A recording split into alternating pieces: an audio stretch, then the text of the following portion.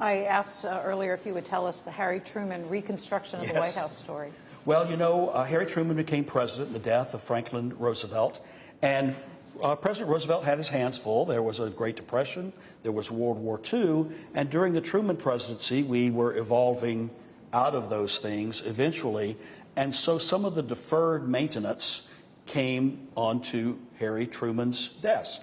And what did Harry Truman have that said on the front of his desk? The buck stops here. The buck stops here. Well, Susan, it was said that if you were in the East Room of the White House and these bohemian glass chandeliers, which were installed by Teddy Roosevelt, if you were walking on the upstairs residence floor, those chandeliers were said to sway.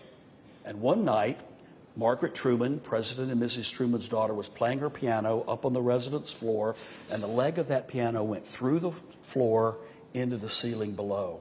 So President Truman knew that it was his responsibility to care for this wonderful house into the future.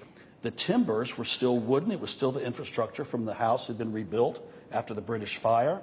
So the Trumans moved across the street to Blair House, the president's guest house, for 4 years.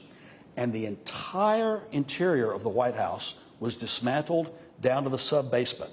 You could stand in the north door, look down 3 levels to dirt. They rebuilt it with steel infrastructure to modernize it.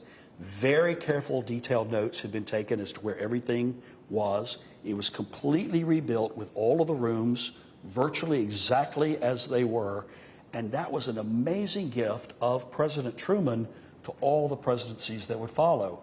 Pretty sacrificial to give up 4 years living in the White House as President of the United States. But at least the piano wouldn't come through No ceiling. more risk. Can you imagine if the chandelier had fallen on a state dinner or a group of guests? That would have been not a good thing.